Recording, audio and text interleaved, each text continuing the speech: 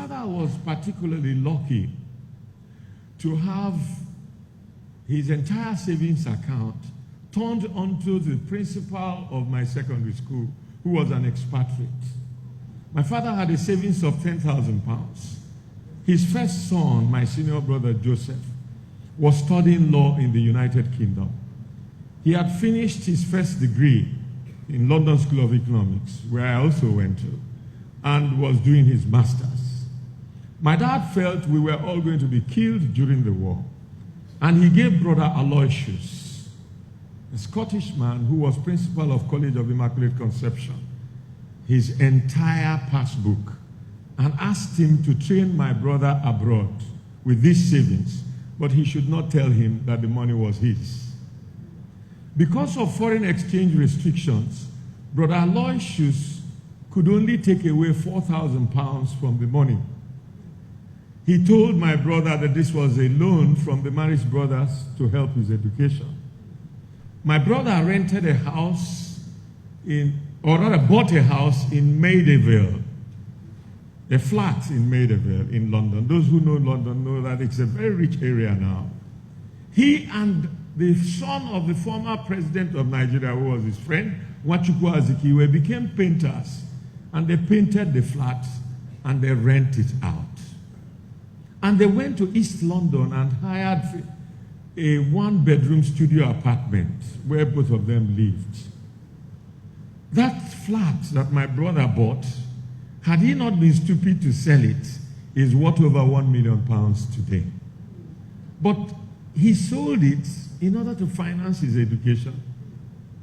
He got a master's degree, he got a PhD in law. And he came back and established in Western House and became a very prominent lawyer. But that £6,000 that was left in the money, my father discovered it 6 months after the war, when the manager of Barclays Bank then, which is now Union Bank, called him and revealed to him that he had £6,000 plus interest, which were not tampered with during the course of the war. My dad then decided to buy a Mercedes lorry bus. That time in the southeast, all the vehicles that were there had been used during the war, and many had been cannibalized, and the few that survived were smoking or hardly in any good condition to traverse state territories. There was no farming throughout the war, and a lot of people who were compressed in few communities where the war did not reach did not have enough food cultivated in those communities to sustain them. So all the food that were coming to the east were brought from the west and the north, principally from the north. And so all the transporters had made a lot of money transporting food. Daddy decided to buy a Mercedes 911 lorry. And my mother cooked a very delicious meal that evening to congratulate him. And the highest she could kill was a chicken. And she reserved the gizzard in our custom for my father and some of the precious parts. As they were clinking their glasses in the veranda, my mom was thanking my father for making this investment, because now she had 3 children who were either supposed to go to university or now due for university who couldn't go, including myself, my immediate senior who later became governor of my state, and my late sister who became a pharmacist. And my father said, you know, we've just made money for the drivers because we have no way of knowing how much he earned and how much he will bring back to us. I was astonished to hear this. And so I said I was going to become a conductor. In the morning, I brought out my bag and I went downstairs to inspect the car and to organize the driver and the conductor. And my mom said to me, where are you going to? I said, I'm following these people. She said, you're a foolish man. Go and drop that bag. I said, what do you mean? He said, I say I must go because I want to make sure that me and my siblings go to school. She said, oh, your father wants to use his son to make money. I said, Mama, you must go to confession to our priests. So this driver and this conductor are not people's children. So you and your husband can use them to make money, but you can't use your son. And don't forget, I was a lieutenant in the war, and I was now audacious enough to confront my mother, having been exposed to chivalry.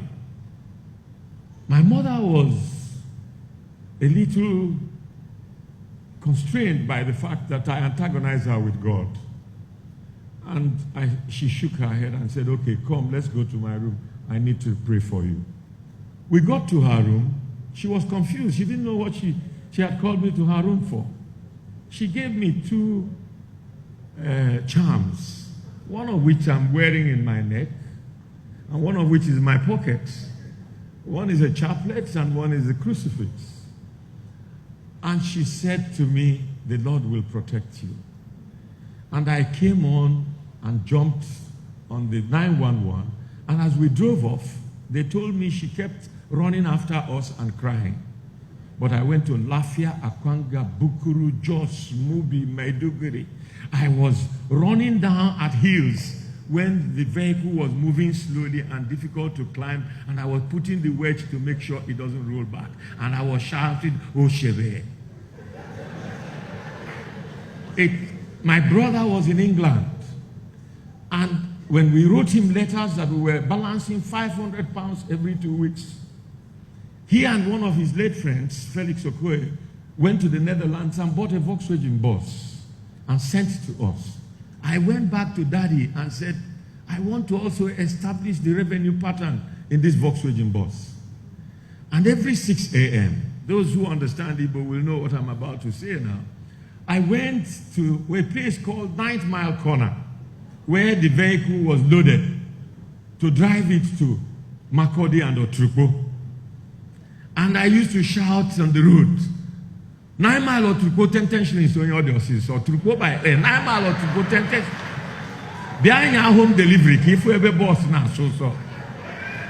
I became a driver. From being a conductor, I graduated into a driver.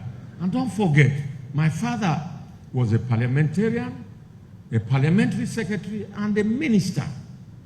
But it didn't make me not to realize that my family's survival was at stake with only 20 pounds. And that I have to give up my best. Many of you, because you are privileged parents, think you have no reason to suffer. You come home on holidays, you won't even help your mother in the kitchen. You will not clean the house. You will not wash your father's underwears or his car. You are extremely conceited in your luxury that you do not think you can give a hand. If you don't give a hand in the home, how can you give a hand in the greater society?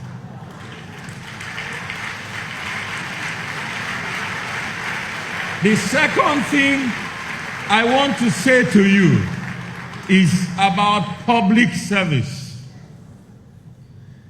Those of you who are in secondary school know that when you are found worthy to be a class prefect, a dormitory prefect, a senior prefect, a president of debating society, whatever responsibility is given to you in school is a training for leadership. Take it seriously. Give it your best and your all. You never know when it will come to use. Now, I went into politics at a very early age.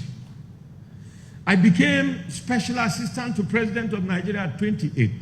I became minister at 31. I was not catapulted there. I fought like a man in the trench.